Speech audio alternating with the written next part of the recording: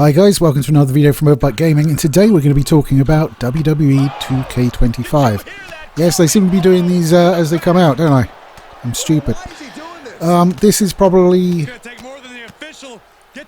not the worst one I've ever played, but I don't think it's worth the money. Certainly not on PC. Let's get into it.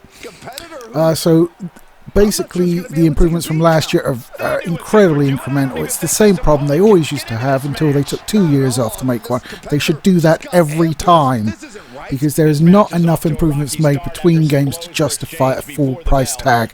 It's DLC at this point.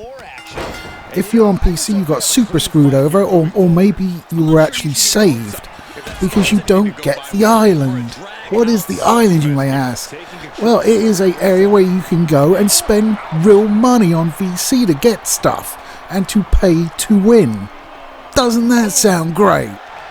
Yes, the island was cut out of PC because they feared hackers on PC could, upset the experience for everybody else, despite it being bloody pay to win. What they really mean is they might hack it and get the stuff for free. Assholes. So, yeah, you create a character at the start of the island. This is based on watching someone else play, because obviously on PC, not here. And I'm not buying a fucking console version of it. So you can fuck off with that idea. So you create a character, it's like, I don't know, 60, 70 overall, I guess. And then you can spend money to upgrade his stats if you want further. It takes about $50 to max him out. And then you wander around and you do matches, and you're like 100-200 VC a match. And then you can go to stores and buy shoes and stuff for like 13,000. Oh, it gets better. It gets so much better. Because, what was like always a good feature of 2K games, right? It was the creator wrestler. You could download community creations. Look, I'm playing Captain America now, how fun. It's Sam Wilson. Getting back on track. But now you go to creator the community downloads, and you're like, oh look, they've got X wrestler, brilliant, I download him. I can't download him. Why can't I download him? Because I don't have the custom parts he's comprised of. And guess what? If that part is part of the island, I can't ever download that fucking thing. Even if I wanted to spend the money, which I certainly do not. So the island is, I would say, the worst part of the game on console. Having seen it and not played it, hold up my hands, I can't. Normally I'd like to play something before I made them up, but it just looks like a fucking crash grab to me. It's just something that you have to put hundreds of fucking hours into just to get a pair of shoes. So no, I don't think it's for me. So the fact they've cut it out of the PC release, outside of a lesser value proposition, don't care too much, I suppose. But it does piss me off. They should have had a better mode. And that's like the main thing. The main thing they've done is the island. Obviously you get a new My-Rise and showcase mode. I think the other biggest thing they've done is they've got intergender matches. So they've just basically removed a bit of code that says no, you can't have women and men in matches. So that was hard work. Some of the graphics look worse, in my opinion, some of the models. Sure glad I didn't pay for the Dead Man edition. That fucking Undertaker model looks terrible. Right, let's talk about the other modes now and getting a Todd on. So let's start with My Faction. My Faction makes a return. I don't mind My Faction because you don't need to spend money, although they are starting to make it feel like you might need to spend money in this time. So let me explain. My Faction, it's card based, so you get a card of a wrestler, like a bronze one that's like the worst sort of rank of wrestler. You might get multiple ones of the same wrestler, but at different ranks, that sort of thing. And you form a team of 4, and you go through, and you can switch them in and out, and you do matches like weekly towers, stuff like that. And they've done this one this year where you can like go to different territories around the country, right? But like some of them are gated because I've got one I can't do because I need 2 female wrestlers of gold quality. I've only got one. I have wrestlers that are better quality and I have wrestlers that are worse quality, but I need 2 specifically gold, and I haven't got them. And the only way I will get one is by dropping one in a pack that I have to save up for in in-game currency. I'm not spending money. And get. So if you want to complete that shit and don't have to fucking grind for it, you're going to be ponying up the buckos, my son. So, yeah, they've managed to stick that in there. Let's also not forget their regular DLC that will come out. I imagine, like the Pat McAfee fucking DLC from last time. It was, I didn't buy it. I normally buy every single bit of DLC they release because I'm like, cool, wrestlers. I'm like, okay, it's the annoying announcer that gets far too excited and a load of cronies I've never fucking heard of. No, thank you. If I want to watch the Pat McAfee show, I'd watch the Pat McAfee show. Yeah. Oh, so quite frustrated about that. Outside of that, it plays just like last year, essentially, except you'll need to rebuild your collection because, you know, you won't be carrying that across, will you? Not when they can milk you for a bit more money. Money, money, money, money, money.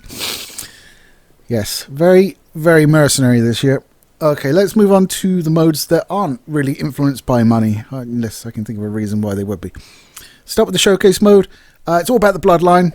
Not necessarily... They take that more literally, so you'll have like Peter Maivia, Afa and Sika, you know, that sort of bloodline. Tamina. I've never really understood why Tamina wasn't part of the bloodline. I mean, I think she's still under contract. I'm not sure. I haven't seen her in a while. Maybe not. I don't know.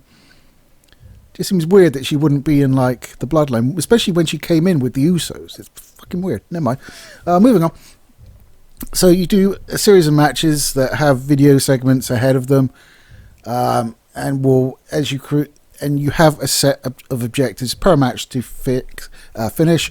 If you win the match, you can go on to the next match, but you won't get, like, all of the sort of freebie items like wrestler outfits and stadiums, stuff like that, for completing all the objectives, which is fair enough, except, oh my god, it was the most frustrating thing in the world and I still haven't completed all the objectives. I've completed the mode, haven't completed all the objectives because there are just some in there that really fucking piss me off, and I had to do a few of them like so many times and I just gave up.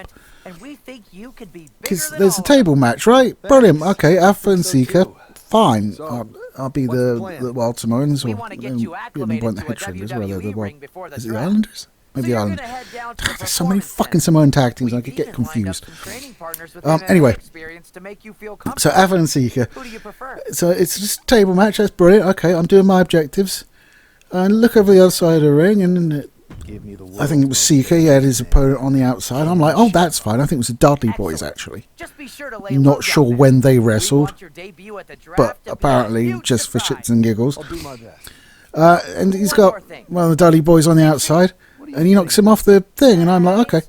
And I couldn't see the table. There was a table, like, the other side of the ring, and he just knocks him off. He goes through the table, and that's match over, and I haven't finished my objective, so I've got to redo it. Fucking annoying. And there was one which I had even more problems with. I actually figured out you can actually swap the tag partner you're using. I don't know if that was brought in next year. They never told you about it if it was fucking possible last year. And I did do a tutorial this year because I figured like I'd get a little pat on the head for that, which I think I did. I think I got something out of it. I can't remember what it was. But yeah, if you press select or the equivalent button on whatever controller, you'll actually switch between tag partners, which made life really fucking easy when I'm like, how I need to do this move with the other guy. How the fuck am I getting him to do this move? I'm like, come on. Oh, God, it'll be so long. Ugh. Blech. Outside of that, it's a showcase mode. It's fine. They have a Money in the Bank match with objectives, which is fucking awful because it's just, you know, a regular ladder match. It's like, okay, I can like beat him down, throw him at the ring. I've got a bit of time. Anything with like more than 3 guys involved, you is fucked. You gotta be so lucky, and it takes so fucking long to win one of those damn things because there's always someone else coming back in and knock you off. Oh. This is just a general complaint, but it also had as objective, so it's like, get God, it's like, oh, go to ringside. Oh, look, they've got up the ladder, and now you go back in. And just. So it's a showcase mode. At the end one, you pick from the various people that comprise the bloodline.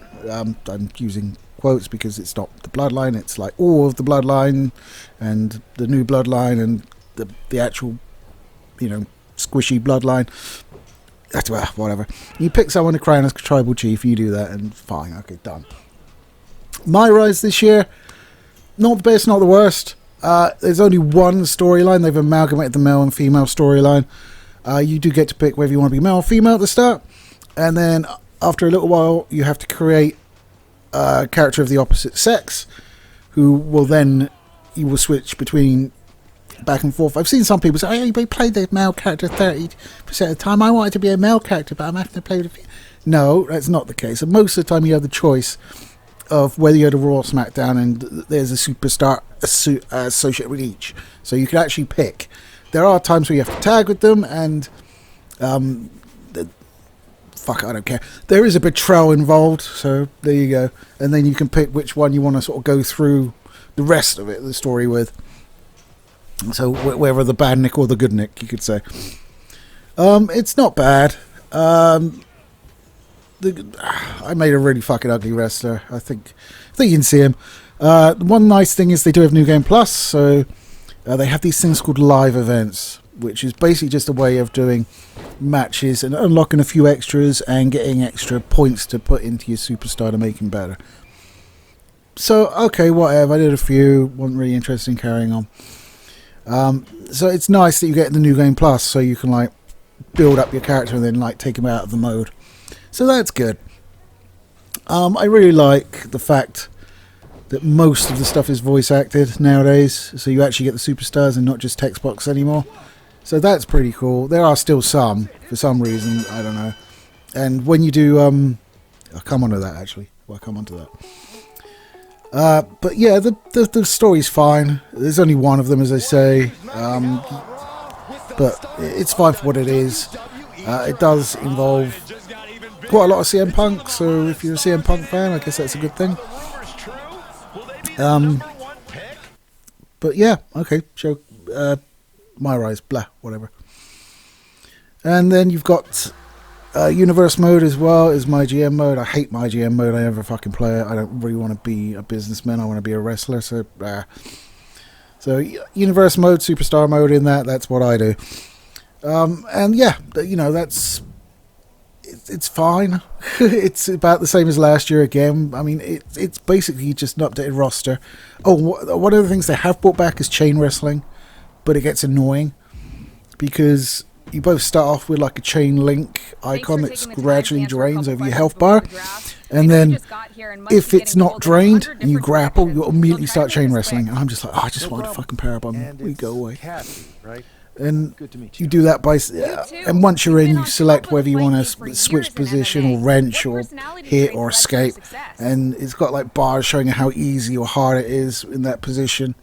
So you pick that with a direction, and then you've got to move the left stick of one of four directions till it goes red and starts growing, and then you just hold it there. The other guy's doing the same. Sometimes you get the ability to hit him and interrupt him, which you can do, so there's that.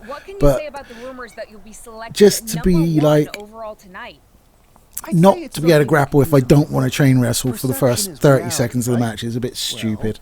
I'd rather just see it sort of be a voluntary button press or something like that. Outside of that, all the in-ring stuff's the same. You'd have bloodline matches now. Whatever. But it's just really iterative. I really want to see them take 2 years between games, because when they did that the first time after that fucking shit show, what was it, 20? I can't remember now. I think it might have been 20. And it was just a big pile of shit, basically. And they never fixed it properly. And then they took 2 years off and actually did it right and made the game better. Like, no one's going to say the one after that wasn't significantly better. But now we're back to yearly, and it's just little iterative bumps up in quality. Well, not even quality, just stuff. I wouldn't say the island's quality. Jesus Christ. Anyway, guys, that's be done for this week. That got a bit more fruity than I thought it would, to be honest with you. Oh well, shit happens. Anyway, guys, take it easy, and I'll catch you next time. Thank you. But tonight is not a...